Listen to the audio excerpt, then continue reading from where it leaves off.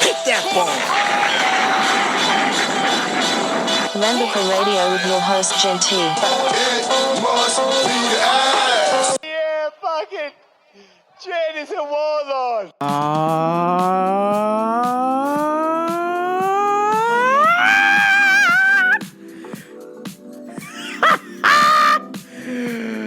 What is up, everybody? Welcome to Rambo for Radio. I am your host, Jen T. Twitter and Instagram at GenT523. Yeah.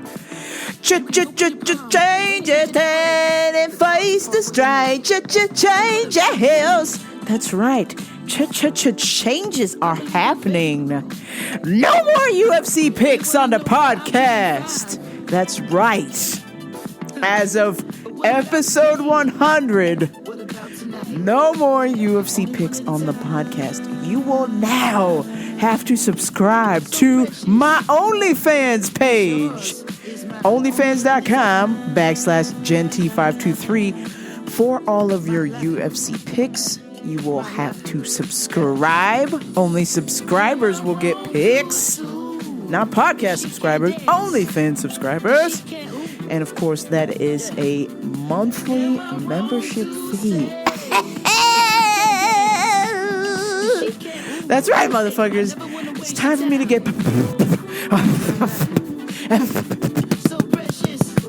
paid for all my hard work, all my parlays. I mean, a few of you were hooking it up with a tip, but the rest of you motherfuckers were making money on my back. And I can't have that anymore. So now, would you be so kind and subscribe to my OnlyFans page? Now, what's the first thing we hear when we hear OnlyFans? We think porn. No, I will not be naked. Hello, have you seen my body? Jeez. But I did check the box for explicit content. So you never know. I might find some rando who wants to get buck naked. Then you would need to definitely subscribe to my OnlyFans for that. Otherwise, I'm not getting naked on there. Hell no. Hell no. To the no, no, no. Hell to the no. Hell to the no. To the no, no, no. Yes, I will not be naked on there. Thank Christ. I'm saving everybody a favor. I'm doing myself and the rest of the Rambo for Radio fans. Me naked would be the worst thing that could happen. So, in the meantime, until I get that body hottie or some hottie with the body on there, I will not be naked, but my UFC picks will be on there as well as. If you want to hit me up for any sort of life coaching, I am available on there as well. So please subscribe. Do yourself a favor if you want to make money or just freaking learn how to feel good pretty much all the time. Then subscribe to my OnlyFans. OnlyFans.com/GenT523. I am officially exhausted. I am into weekend 2 of Mehchella. That's right. I'm calling it Mehchella because it hasn't been necessarily the best lineup in years. And there's been quite a few technical difficulties this year, more than I've ever seen before. But, you know, this is what happens when you put on a live show. But overall, the people who have been performing have been pouring their hearts out. Just some serious acts going on. I was actually, we're in the weekend too. I'm actually more impressed this weekend than I was last weekend. And that's because I've been living in the Yuma tent. Yeah. Thump, thump, thump, thump, thump, thump, thump, thump, thump, thump, thump, thump. You know, so if you're familiar with Coachella, the Yuma tent is generally, you're going to be your house, your techno, all of your thump, thump, thump type of music. And so I am deep into the house, deep house, OG house. That's my shit. So I love all of that. Let me just tell you about some of the acts that I've seen this far for the second weekend that I was upset that I missed last weekend because I was watching the main stage act. So never in the history of Coachella have they streamed the second weekend. And this year they're doing all of the things that they didn't show on the main stage cameras or some of the more popular tents. So I'm liking the second look at some of the artists that were given a second chance, or they're just showing a different side of Coachella, which you normally don't get to see unless you actually go. So for me, staying at home is key because I absolutely hate traffic. I hate a bunch of crowds. I don't like weirdos. And, these festivals cost lots of money. So I like to stay home and watch them and rock out and just thump the night away. Friday the first weekend, these were the bands that I got to watch. Childish Gambino, Janelle Monáe, 1975, Blackpink, Keizo, Interrupters, S.G. Lewis. Friday, that was my set, weekend 1. For weekend 2, though, I'm impressed because I really got to see some of the stuff that I wanted to see that I missed. So I got to see Chris Lake, which is house music. Then I got to see Nicole Modaber, Klosh, Camel Fat, solid groups here. I also got to see Gorgon City a little bit. I also got to see Diplo, Anderson .Paak. So I like that second weekend cameras that they're doing. It's called Coachella Curated. That's what it's called. And they're just showing bits and pieces of sets. Or if you click on the Yuma tent, which is on YouTube, then you get to watch all of the DJs do some of their sets there. So I really like that because I was upset that I didn't get to see everything because I only have one set of eyes. And, there's 3 channels going on the first weekend. So it's like you just have to pick. And then if it's something you like, you stay. If it's not, then you flip around till you find something you like. So there's a lot going on.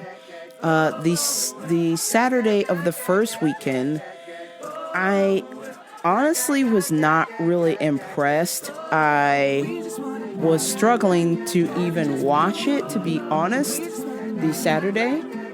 But I discovered a new band that I liked, which was really cool. They're called Christine and the Queens. And it's a girl who basically does all of the dance steps like Janet Jackson, but can sing live. And I guess she's French and was singing in both English and in French. And she reminds me of the band Roxette. She's got the look. Once in a rock and make up and I black and blue. She, what's another Roxette song? It must have been,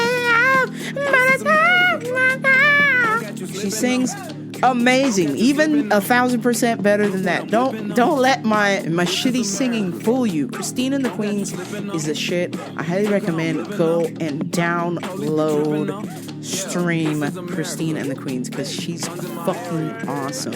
And I saw Kid Cudi, but I've seen him before, so that was like meh. Bands that you should consider, also like Christine and the Queens, Billie Eilish. I was somewhat impressed with that. And then I'm already familiar with Aphex Twin. They are, I like to call them techno on acid.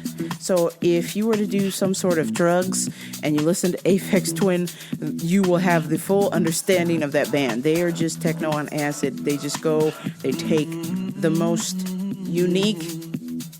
uniquely disturbing sounds and make a beat out of them. It's like there's one that's really creepy where they take like a baby's voice, and sometimes I can't listen to that too late at night because it gives me the nightmares. But Aphex Twin is pretty cool.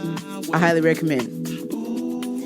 Then Sunday I watched Ariana Grande, Khaled, Zed. I saw a little bit of Bad Bunny, Churches, Her, Kaytranada, Sophie Tucker, Burna Boy. I've gotta say, Sunday, Ariana Grande, Weekend One, did amazing job. However, here's my Mehchella moment. She started to bring out other popular artists with her, and I felt that actually took away from her set. If you could do so kind, as I'm sure I will play at some point in the show, if you go back and listen to the song Raindrops and Angel Cried, my girl Ariana Grande can sing like a motherfucker. Listen to this shit. Sync without Justin Timberlake was a bust. It actually took away from her show. And then after that, she brought out Puffy and Mace, which made no sense at all. None of her songs are Puffy and Mace-like. Maybe those are her friends, I don't know, but it was like, whoa, this is kind of cool that it's Puffy and Mace, but it doesn't fit. Like, she sings pop music, so why is Puffy and Mace here? Then she brought out Nicki Minaj. Nicki Minaj, either her inner earpiece was not working or she legit forgot the words to her own rap and came out there and was like, I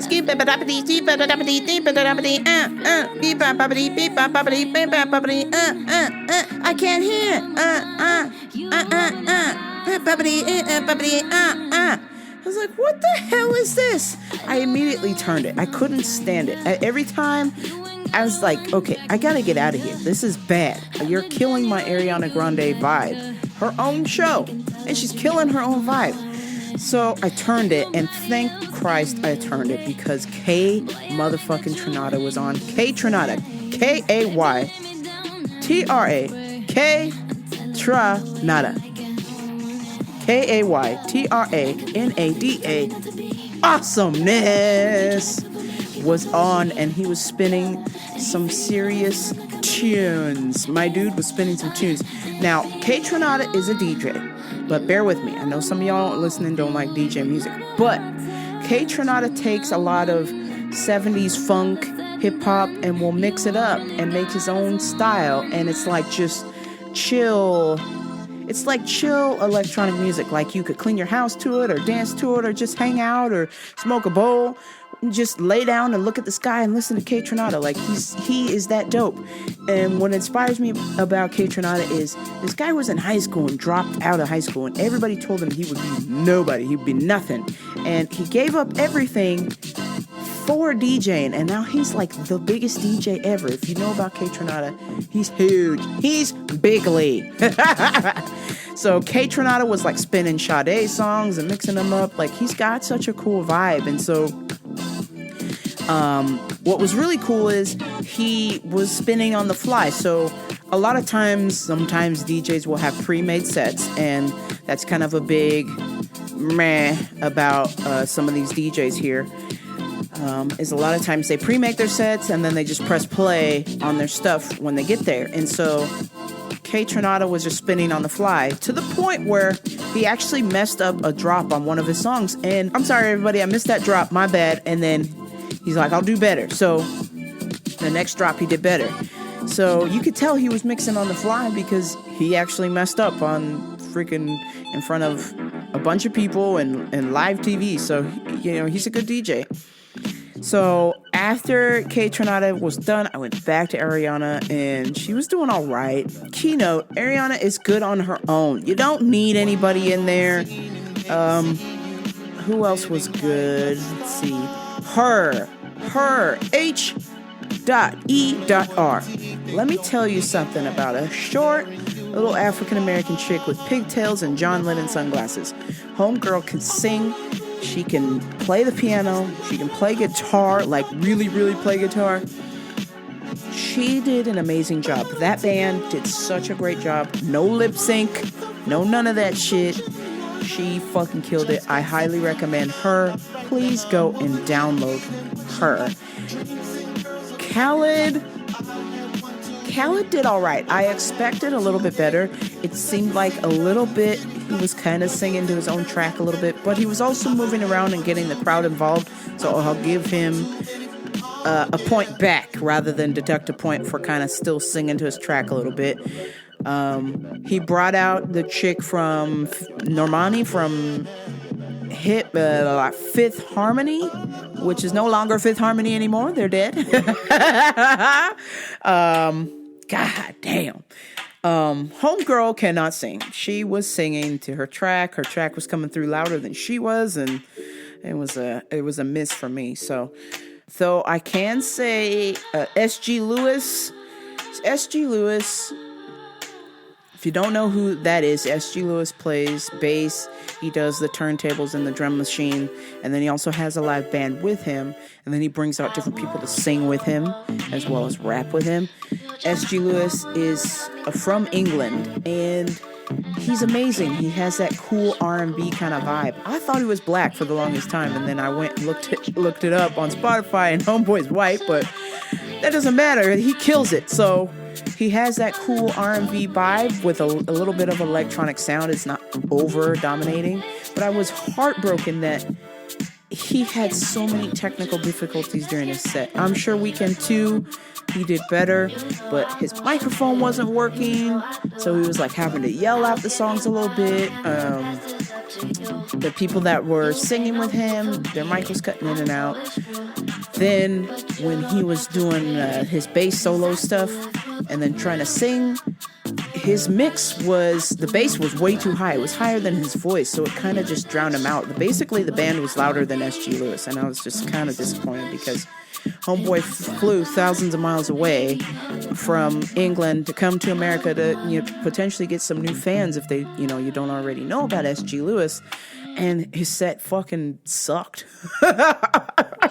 Oh, it's so disappointing. I was like, no, fuck. Don't do this, man. Come on. But Weekend 2, But Weekend 2, Coachella curated. I'm very pleased. I actually like it better than Weekend 1. Oh, one more thing from Weekend 1. Childish Gambino, amazing set. I thought that he should have closed on Sunday instead of Ariana Grande. I would have preferred to have Ariana on Friday because of her poppy vibe.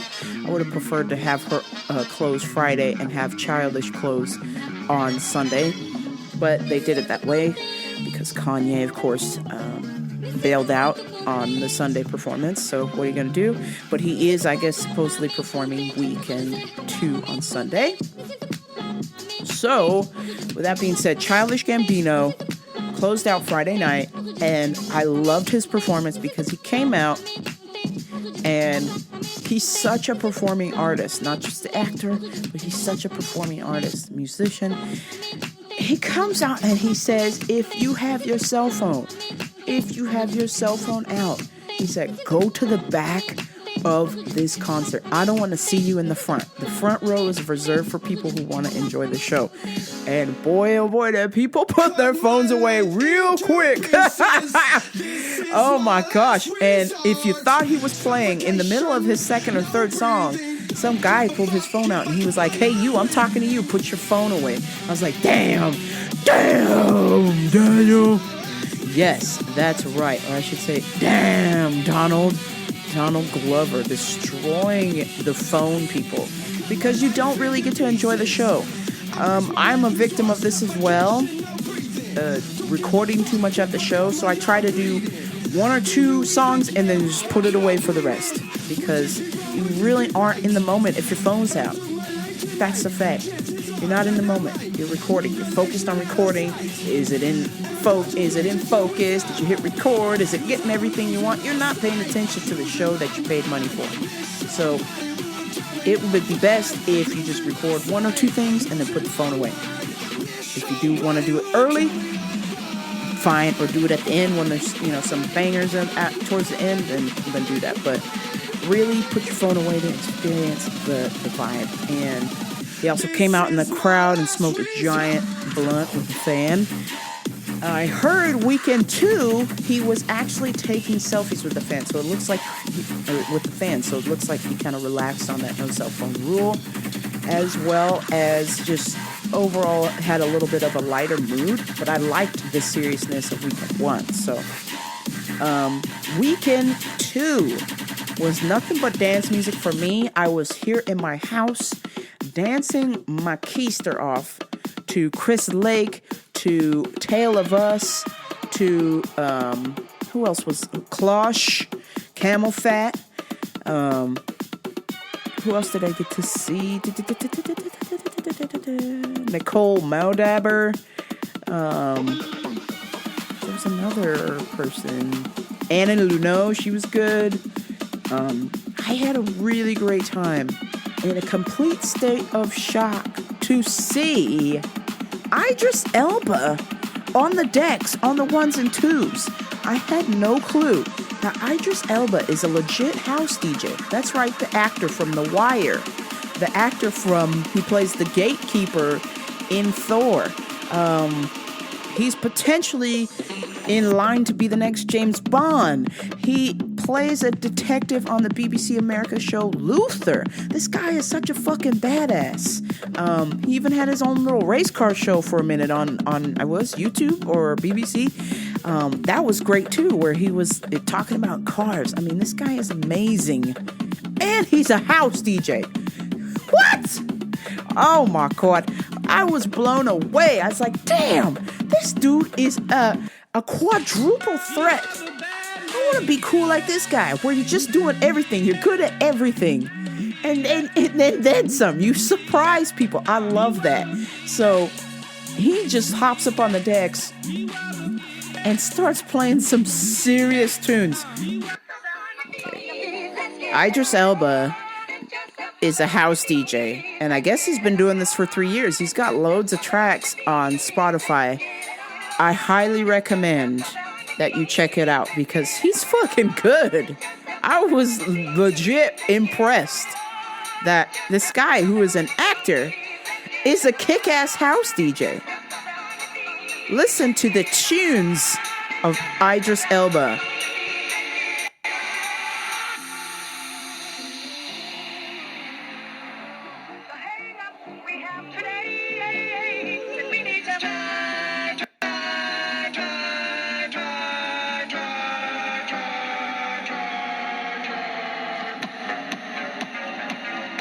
What? This is an OG 90s house song. I remember this song when I was like 7. How is he doing this shit? He's so good. Look at this. He's using an Eminem sample. Listen to that. Eminem right there.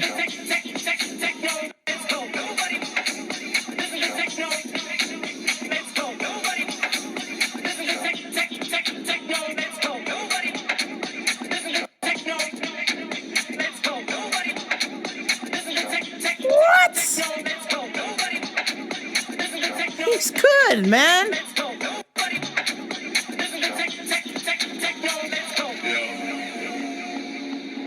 Motherfucking Idris Elba here.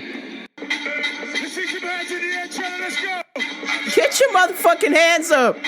You feel this shit? Come on.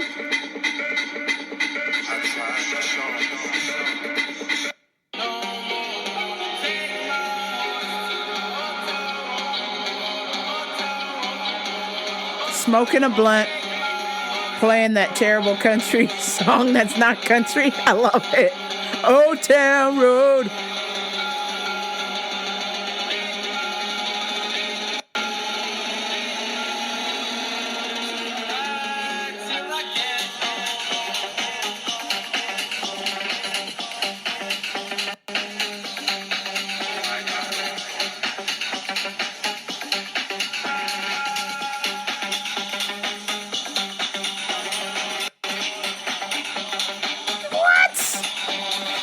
Idris. God damn it.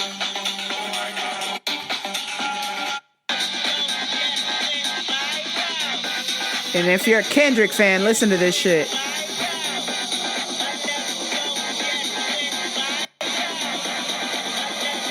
This is Idris Elba with Sonny Fedora. My left stroke just went viral.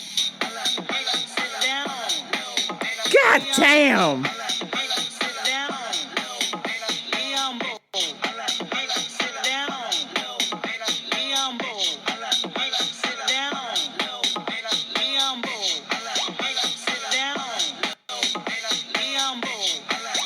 I mean, I hope you're on your feet right fucking now.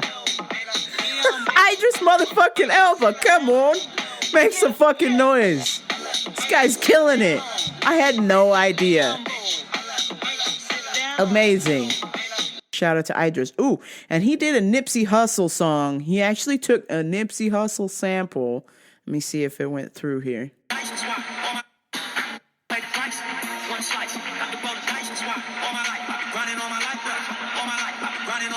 Man, shout out to Idris. Using a Nipsey Hussle sample for his joints, man. That's really cool. I'm thoroughly impressed with Idris Elba. You got yourself a new fan, and I highly recommend that y'all check out Idris Elba if you like house music. He is fucking good. Woo! Man, I was impressed to say the least. Something I was kind of confused about was the band Blackpink was there. They're getting a huge push. I'm not sure why. They're a Korean pop band, if I'm not mistaken. So hardly any English was sung. I mean, I guess they have the most amount of fans ever. I mean, next to the Believers, there might be like number 2 if they've not beaten the Believers. But I mean, I like pop music or whatever. I like pop music. And I've listened to Korean pop before it was even cool to do that. We're talking like 1999. Your homegirl was listening to some Korean pop, some K-pop. I was listening to High Five Teenager. And, man, them fellas are probably dead. I shouldn't laugh, but the way that shit works, the way Korean pop works, you're hot and then you're not. So, damn. And the Blackpink, I guess they're super popular right now, so Coachella put them in. I didn't get it. I was like, what? This is definitely not a Coachella vibe, but whatever, they're here. So I guess they got some of their fans to go or something, or maybe they bought tickets. I don't fucking know, but, you know, they're a pop band. They're singing along, so maybe they should have followed with Ariana Grande like on a Friday, maybe not a Saturday or a Sunday. I don't know.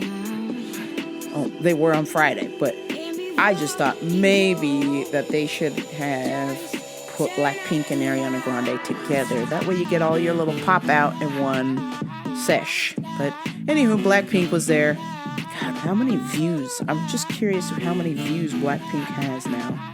23 million subscribers. Doo-doo. Let's see what the doo-doo is. Okay, so are you ready for this? Blackpink, 10 months ago, a song called Doo-doo has 767 million views. What the fuck? Jesus Christ. What? 767 million views. And you ready? Here's Doo-doo. This is Doo-doo song. Is that why Coachella had you there? Because you have 767 million views? What the fuck?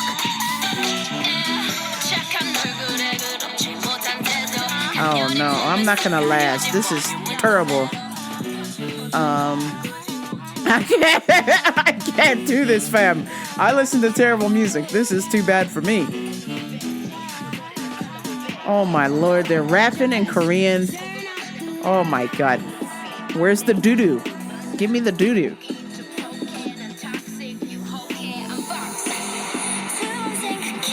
Doo-doo? No. Give me the doo-doo. How long do I have to wait for the doo-doo? Give me the doo-doo, damn it. Okay, where's the doo-doo? Oh my lord, this is too long. I mean, I like Little Mix, but I'm like, this is like even further than them. Okay. Here's the doo-doo. Oh, shit.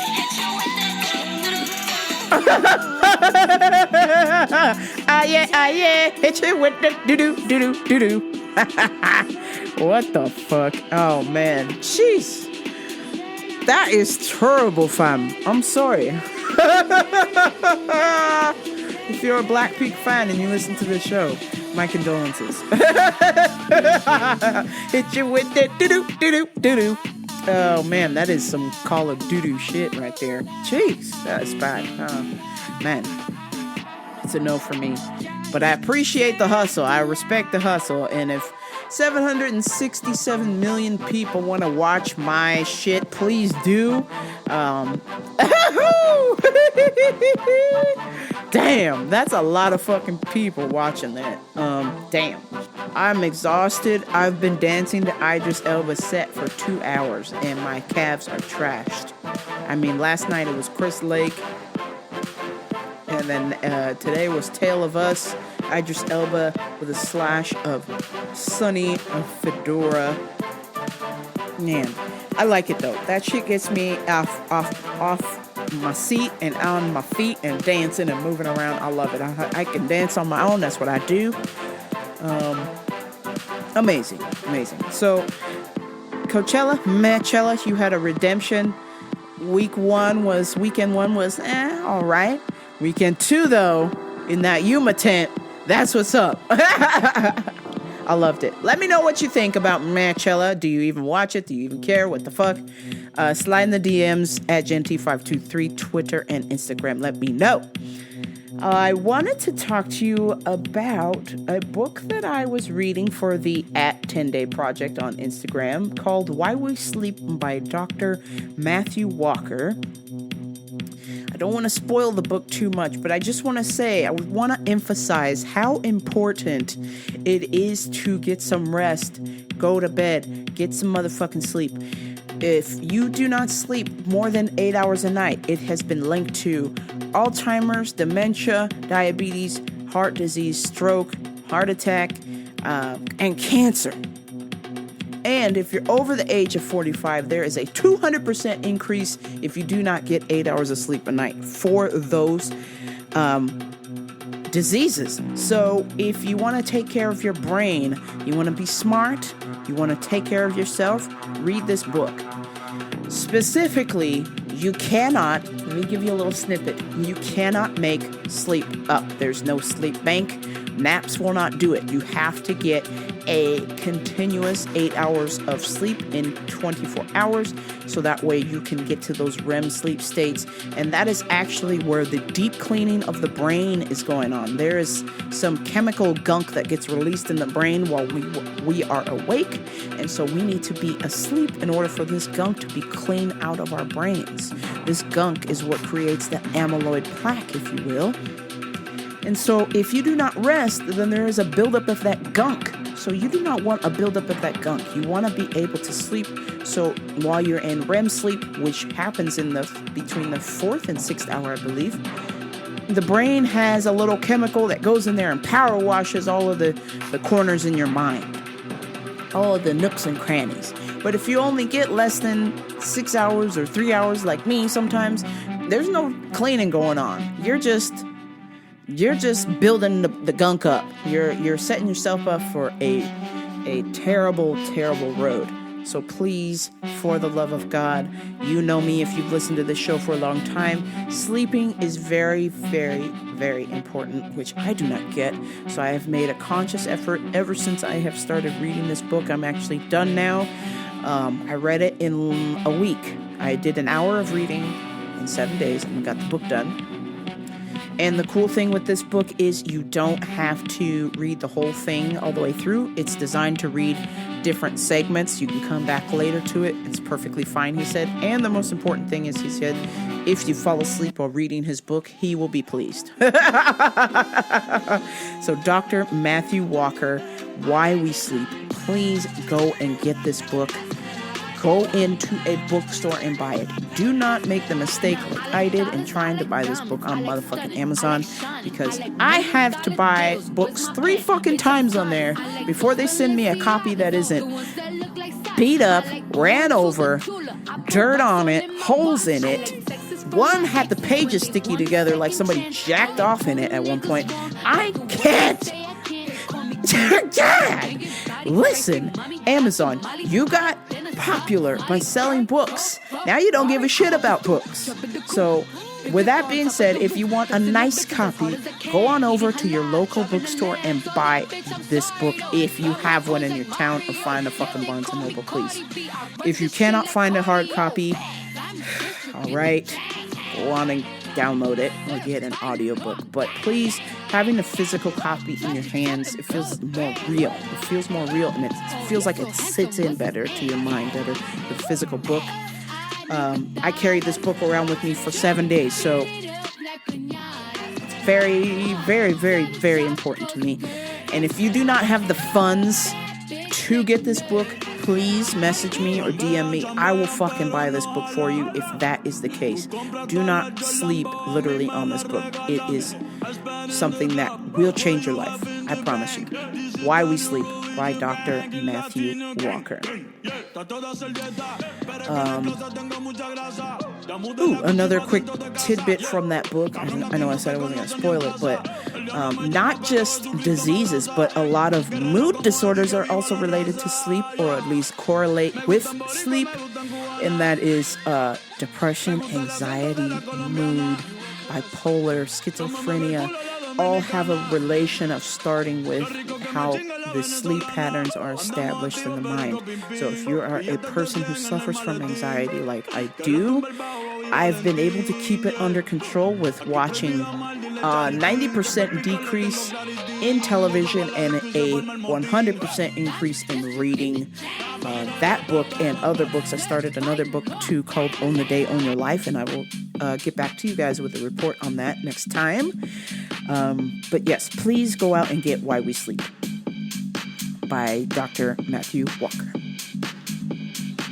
So a current event I saw this week really touched my heart, and that was Charlize Theron was in the news, of course. There were two stories going on about her this week. The first one was about this poor lady, everybody feeling bad for her, that it's been years, 10 years, or she said 10 years since she's had a relationship. And I'm like, damn, homegirl is in my territory. We're starting to catch up with each other. And she's got 2 adopted children, of course, and she says she cannot find a man. And I find that completely just, it blows my mind. Charlize Theron is like the hottest chick on the planet. On the planet! I mean, she's got to be the top 100 hottest ladies ever, okay? Come on, let's be real. And she can't get a man. What? What are you guys doing? Are you sitting here listening to my show? Turn this off and go call Charlize Theron. My God. Oh, it just breaks my heart, because I know if she was on the ladies, if she was on my team, I would be knocking on her door in a heartbeat, okay? Celebrity or no celebrity, marry me, Charlize Theron! U-Haul! Let's U-Haul, Charlize. But damn, obviously she would have a choice. I'm not gonna just like kidnap her or something and like make her love me. Damn. But Charlize Theron is a serious, hola mami, mucho gusto. Why? She having such a hard time getting a man. It's crazy. But I feel like this week I have experienced with the blind date situation that I went on, and just pressure from other people. I have felt this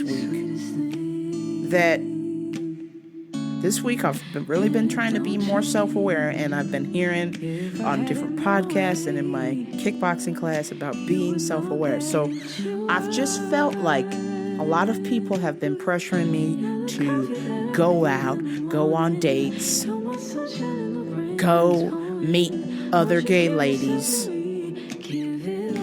And I'm explaining to them why I use dating apps, but then they are explaining to me why they don't work, because clearly they do not. I still have not found the love of my life here. I'm on these damn dating apps constantly, and it's a fucking circular motion of BS. Nothing but toxic stuff I see on there. The people that talk to me about their if I don't discover their catfish within the first couple of sentences, if we talk for more than a few days, then I start to pick up on certain toxic behaviors some ex have displayed in the past. Some exes, I will say. We'll just say exes because I don't want to just simply say this one, because this one will think that it's about you, don't you? I bet you think this song is about you. So I will just say exes. Oh shit! That way the wheels will spin away from here. But the toxicity, I pick up on it so quickly now because of these previous relationships that I've experienced. I can't handle the bullshit, y'all. I am allergic to it. So when I sense that we're starting to spiral into those same bad behaviors in a simple conversation, a simple way that you disagree with something or how things should be done or your approach. Now, granted, I know everybody is not perfect, but when it is done in a toxic way, I'm just like, ugh, that is so not attractive. That is so not sexy. If you got a lot of bullshit, hey, guess what? Everybody does. But you got to figure it out. And you can't put that on other people to figure it out. You got to figure that shit out. And I feel like you got to be a responsible dater. If you're out there dating, I'm expecting that you should have an idea of where you're going. You don't necessarily have to have this shit figured out, but you got to have an idea of where you're going. And if you're just heading to Toxicville, then this is where I get off. I'm out. I'm not doing that. I can't do that. Been there, done that. And I know better now. I have the self-awareness to recognize that pattern and go, bye. Nah, we're done. This week, a toxic behavior situation has arisen, and I have discovered it actually just from reading and not being on my phone so much. But the fact that I'm on these apps morning and night, trying to establish these connections constantly, multiple women trying to get something going, and it really doesn't pan out the way that I want it to, and it ends. And I've been going through this I will call it what it is. It is toxic. And I'm not going to say that I'm not going to delete them, because I think they serve somewhat of a purpose, kind of. Maybe that's the codependent voice talking here. But I think the level that I'm on them is excessive. And I had a polite reminder today from listening to Anxiety Radio, which is done with Donnie Meacham and Zara Berry, at Zara Berry and at Radio Donnie. But a friend of mine, he's like always on Grindr. He's always on Tinder and Chat, these dating apps, and it's just like every single day he's on it from the second he wakes up to the second he goes to bed. And it's like he sends me screenshots of these guys, and I probably get 7 of them a week. And he's like, "What do you think of this guy? What do you think of this guy?" And it's like, well, they're all kind of melding together. Yeah. And so I feel kind of sad for him, because, but it goes back to how you're saying you're comfortable with it. It's like there's people out there who are not. And it's just, but they're constantly seeking it. But if you were to ask him, well, do you want to settle down right now? He'd be like, I don't think so. And it's like, but actually you do, because if you didn't, you wouldn't constantly be seeking someone. And I think, that was one thing that I kind of got into it with a past significant other of mine, is that it was like, oh, I'm not really looking right now. I'm not really wanting to be, intimate with somebody. I don't think I can allow that. And it's like, well, then why are you always on some sort of app looking for something? It's like, so what is it exactly that you are looking for? And I think the answer is people don't want to know. A, yeah. And then B, it's like it scares them. And so to hear for you to say that it's actually the complete opposite. And you found that is like, it's comforting to me. And I think it's comforting to a lot of people. And I hope even people out there who, even if I described them as they're like my friend who is constantly on it from sun up to sundown, that you hopefully will get to a point to where you can be okay with it. I hope that made sense. It does. And it's weird because to have your love life and your relationships just be in this totally relaxed, zen, no pressure place. And you can get to that place on your own. Like you said, you're in that place now where you're not searching for it, but you're open to it, but it's not a stressful point. And like, I've always been in a place where I'm actively not looking for it because I don't want it, because I love my independence. And that's still a pressure. That's still an anxiety. Don't catch feelings, don't catch feelings. Or I've been in a place where I'm liking someone and I'm stressed about liking them so much, and do they like me? And, it's like always been this tense place for me. And to be in it now where it's so zen, I'm just like, I am so happily in love. I'm not looking for someone else. I don't need the validation. I don't need the attention anymore. It's like been really freeing. And it made me realize that so much of my life, I've been such like a serial dater, serial flirter, slut, all this stuff. I say slut in a positive way. Sure. But it's because I wanted the attention from women. I felt validated by feeling like I was sexy to women, feeling like they thought I was hot. That validated a big piece of me.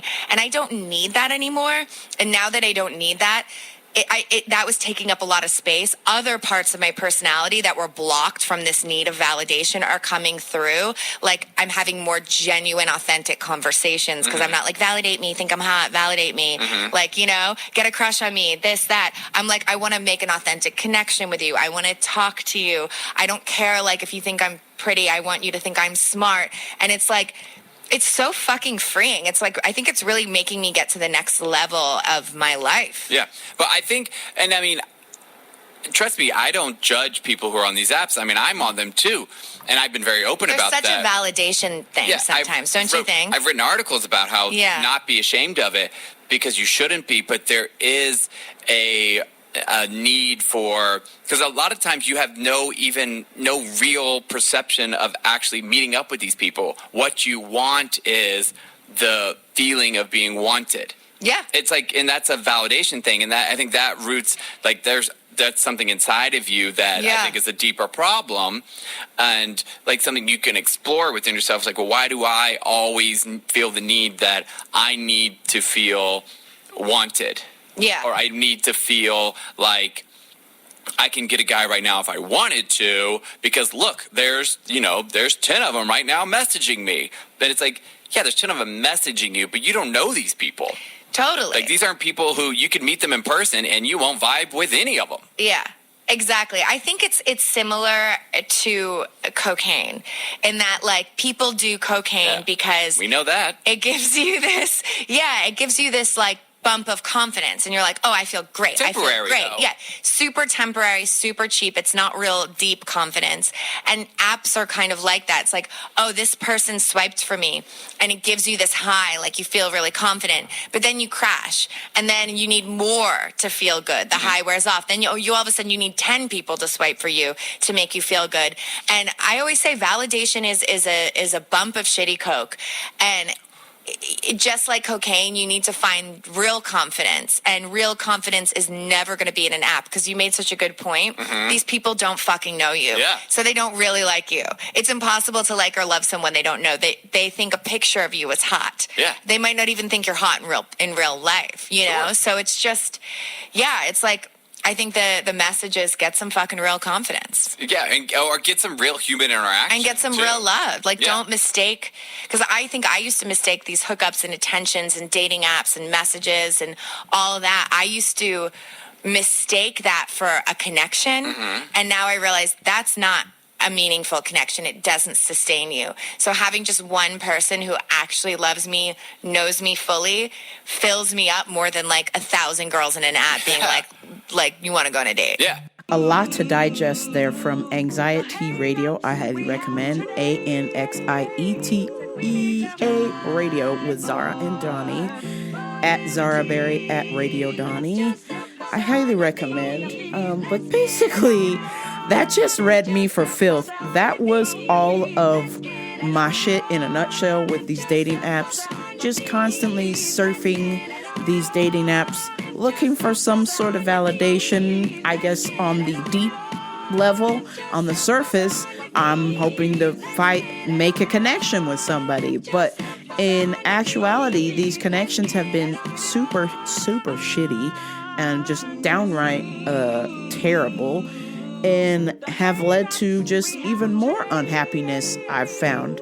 I've been able to shake it off, but like Zara said, it's just a shitty bump of coke, and it's not good. I have to be more self-aware and look for other ways to validate myself in a healthier way. Using apps constantly is not validating myself. It's actually wasting my time. I could be other things that would actually validate myself and actually do some more benefit for myself or even helping other people. So I'm committed to cutting back on using these dating apps. I have a monitor thing on my phone to tell me how much time I use dating apps, and I will be working extra specially hard to make sure those numbers go down starting this week from this very podcast. The second thing I wanted to mention was another story about Charlize Theron, about her 7-year-old son, Jackson, is now wearing dresses. Charlize Theron is putting her son in dresses. Now, this isn't Charlize Theron putting her son in dresses. I mean, she's helping him put the dresses on. But her son, Jackson, came to her and told her and said that he is not supposed to be a boy, and that, in fact, he is feeling more feminine, is drawn to dresses. And I commend Charlize Theron for listening to her child and letting him figure it out if he is indeed a him or if he thinks that he is a her, if Jackson will be Jackie. We don't know. But right now, he prefers to wear dresses, and I think it's really cool that she is supporting that. She said when he was 3, he told her that. And so Charlize said to the news report, or said in the news report, that it's up to her kids. She's happy to provide a life that allows them to be in a space where they're able to find out about themselves as they grow. And it is not up for her to decide. Her job is to parent. Her job as a parent is to celebrate and love her children. Of course, she has a little girl as well, too. And it stirred up a memory this week about how the time where I told my mom at 4 years old, I said, Mom, I'm supposed to be a boy. And she told me, impossible! I prayed for a girl! I prayed for a girl! And just proceeded to put me in dress after dresses after dresses, and tried her best to put some makeup on me slightly. And as I got older, I began to resist that even more, to a point where I became more comfortable in a masculine setting. But in my senior year, I will say that I deeply tried to be more feminine. And my God, I couldn't think of a more disgusting human being than myself at my senior year, pretending to be a woman when I am one, sort of. God, fuck. Oh man, when I look back at pictures of that, I feel sick to my stomach. I really tried. I tried to make it an effort. I even tried to date guys. Isn't that weird? Oh, I tried. The guitarist in one of my bands, not Bobby, you motherfuckers, but in my other band close to my house, I had a band. I had 2 bands. It was in 2 bands. And I was in a roundabout way sort of dating my neighbor, and we held hands, but that's as far as I would go. Every time he would try and kiss me, I would be like, bro, if you fucking come near me, I will punch you in your fucking face.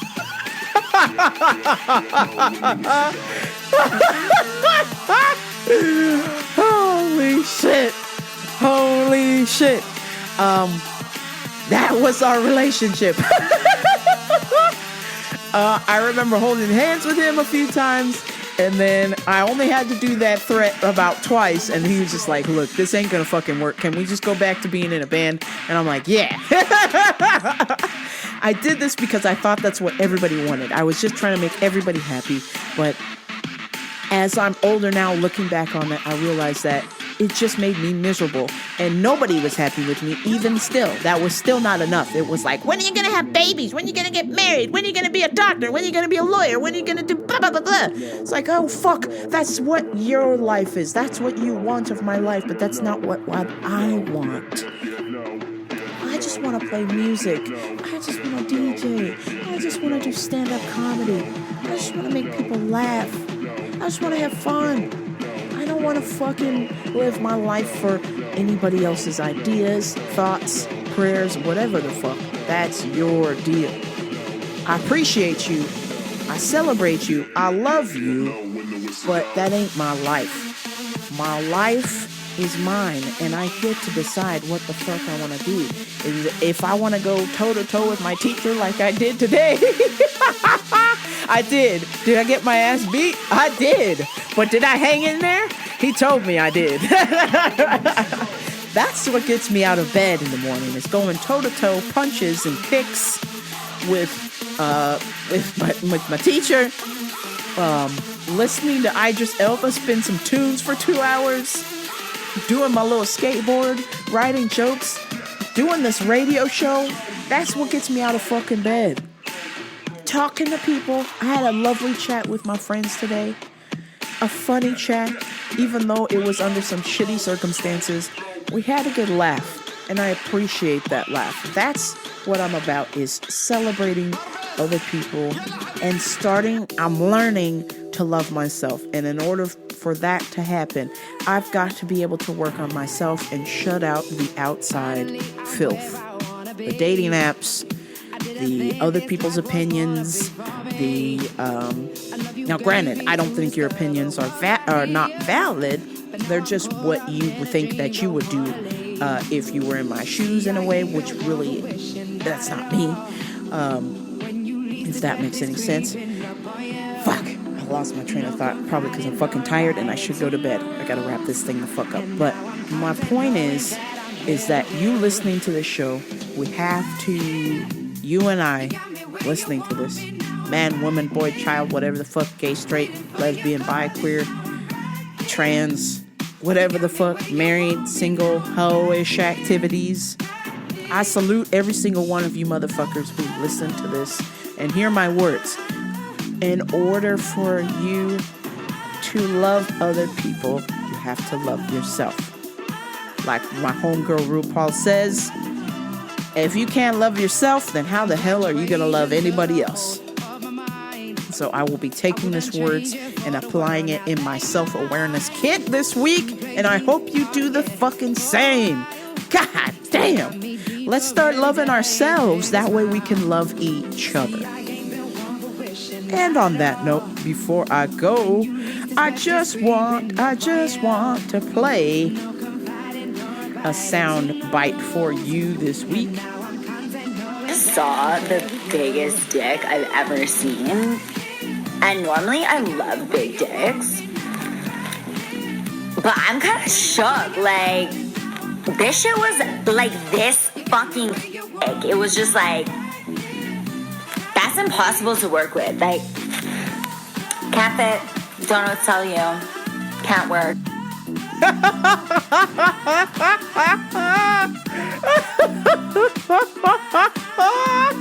Oh my god, oh my god.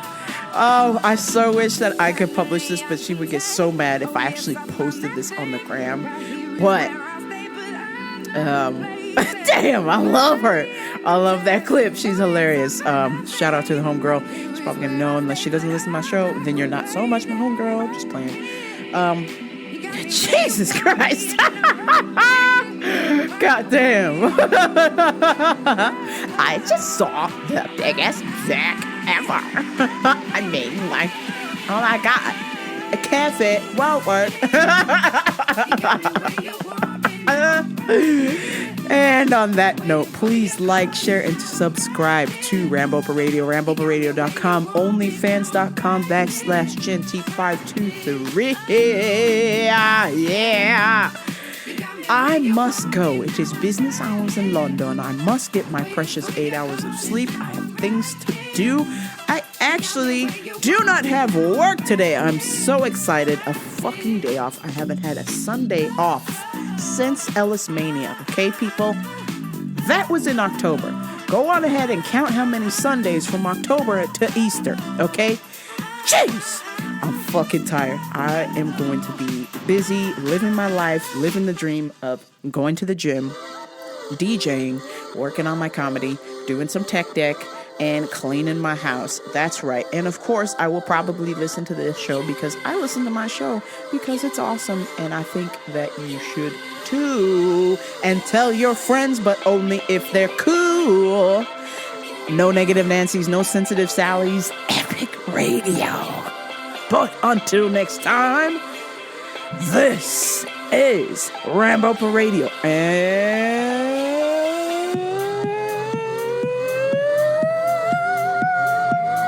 I saw the biggest dick I've ever seen. And normally I love big dicks. But I'm kind of shook. Like, this shit was like this fucking thick. It was just like, that's impossible to work with. Like, can't fit, don't know what to tell you, can't work.